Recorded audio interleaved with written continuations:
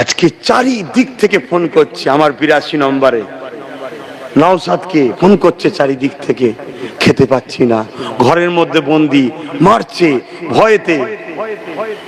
আচ্ছা বলেন তো, নওশাদের কি ক্ষমতা আছে আর আমার কি ক্ষমতা আছে বলুন? কথা বলেন।